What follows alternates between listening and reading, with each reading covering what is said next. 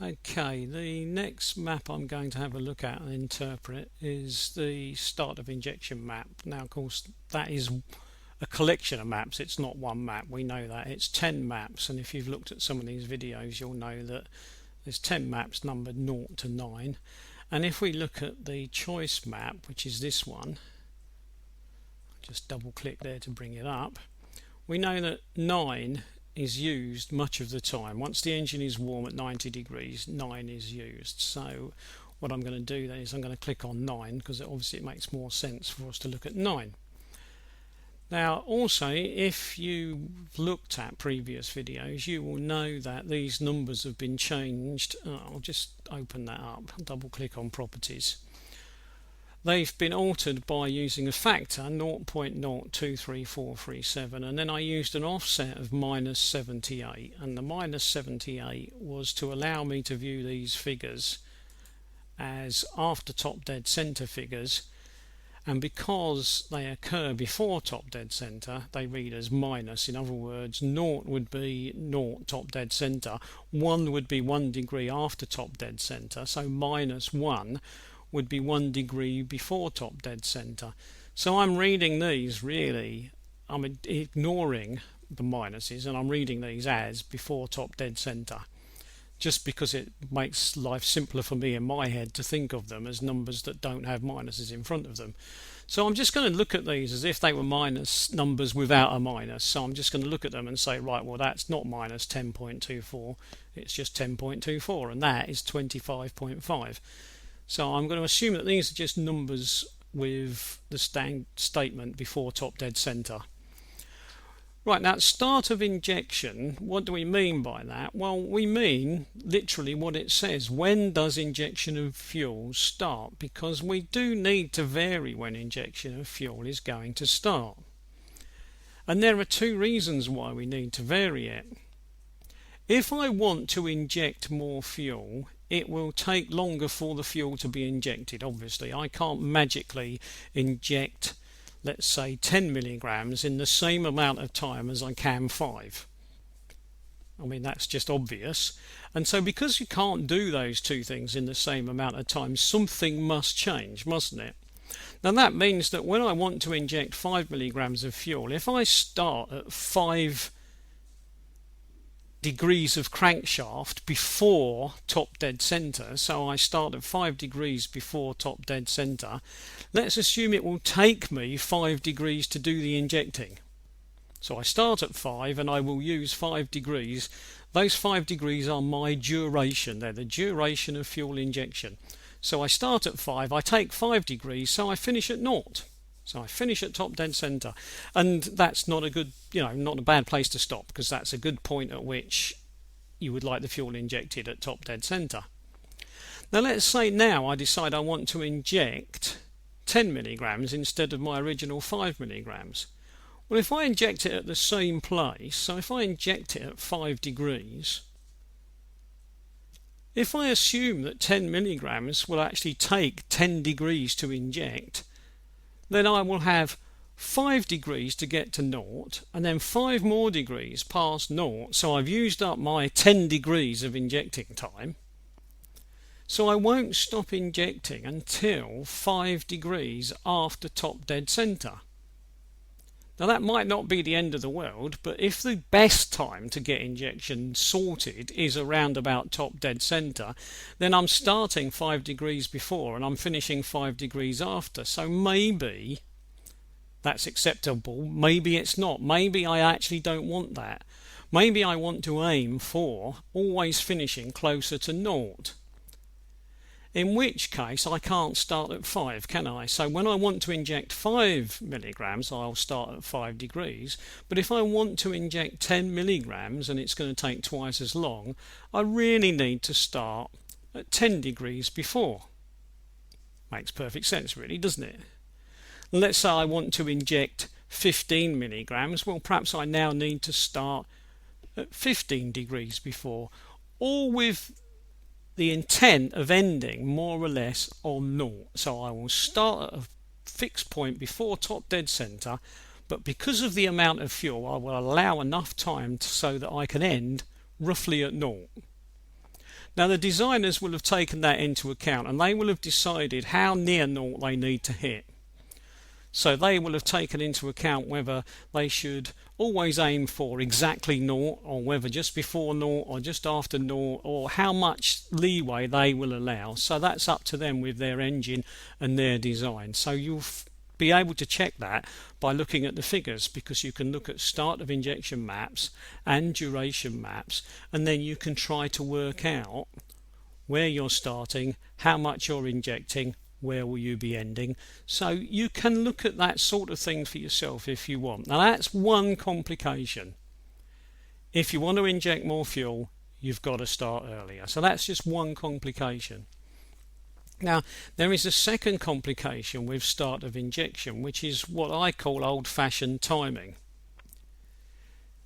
It's not unusual on timing systems to want to advance the timing of spark in spark ignition or fuel injection on a diesel engine, because when the engine starts to rev faster and faster and faster, it's more efficient and you tend to get a little bit more power if you advance the spark or advance the point of injection. So if you were injecting at, let's say, 15 degrees before top dead center, that was your start of injection point, as the revs rise you might want to move it to 15.2 and then 15.5 and then 16 or 16.5. You rarely move it more than 1 or 2 degrees. We're not talking about huge amounts here. So very, very small figure changes like that generally tend to be advanced due to what I call timing advance. In other words, the revs are rising and you are moving the injection for that reason, the injection point. You're not moving it simply because there's more fuel, which would look like it's advancing, because obviously it would be occurring earlier because there's more fuel. This is a tiny little bit extra on top of the more fuel. So what we've got then in effect is we want the revs to rise, so we inject more fuel. To inject more fuel we need longer duration, and so to have longer duration we need to have earlier start of injection. So start of injection will seem to have advanced because it will occur earlier. But on top of which, because revs are rising, we might want good old-fashioned timing advance. So not only are we starting earlier, but we might start a tiny fraction earlier again because of this old-fashioned timing advance. Now sometimes that is built into this start of injection map, this extra little bit of timing advance, and sometimes it's on separate maps. That depends on ECU structure and design. For most of us as beginners, it doesn't make any difference whatsoever, because the only thing we'll be looking at is just these figures, and we won't be worrying too much what is the reasoning behind those figures. So I've just explained some of the reasoning behind them just to give you a feel for what's going on. You want to learn more, then obviously you learn more, and then you'll know more about it than I do. Right, now let's have a look at what we've got there. We've mostly got common sense in terms of what I've already explained, because down here we are injecting close to top dead center. So at idle and at very low revs and low injection rates, so somewhere around about idle, we can inject close to top dead center knowing that we will finish injection at close to top dead center. But as the revs rise and the amount of fuel that I inject rise, it's simply not possible. I can't stay using these sorts of figures, because if I did that I would never get injection to finish anywhere near top dead center or naught.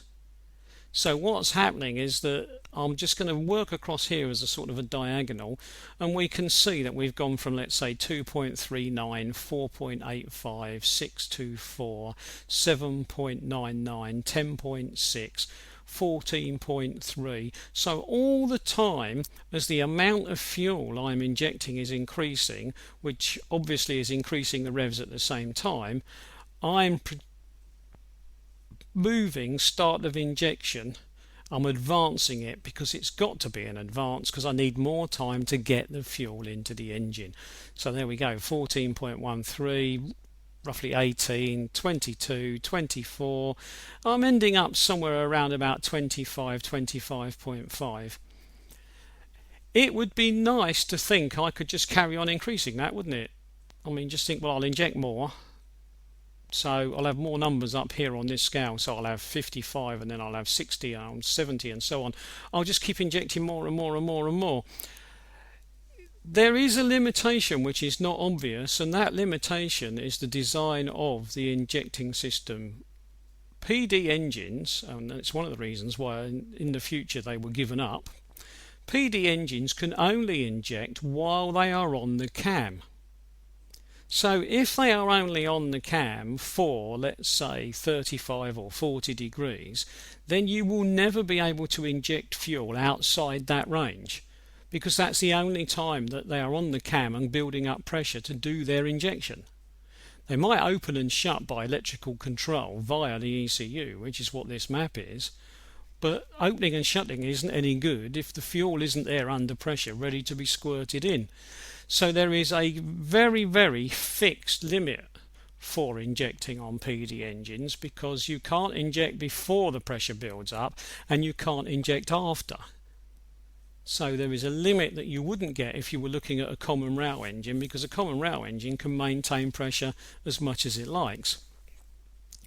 That means that these figures cannot be played with in terms of extreme factors. You can't just go and alter these figures to anything you like, because you may well try to move them outside a range that the engine can cope with.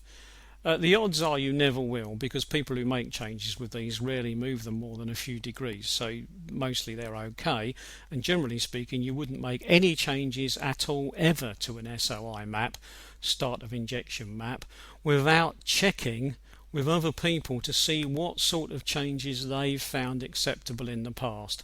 Because whatever you do, do not assume that you can change these numbers and it will be okay, because it will not be okay, because start of injection numbers need changing, and they need changing along with duration values. So you would change both together and you would calculate both of them together to make sure they match.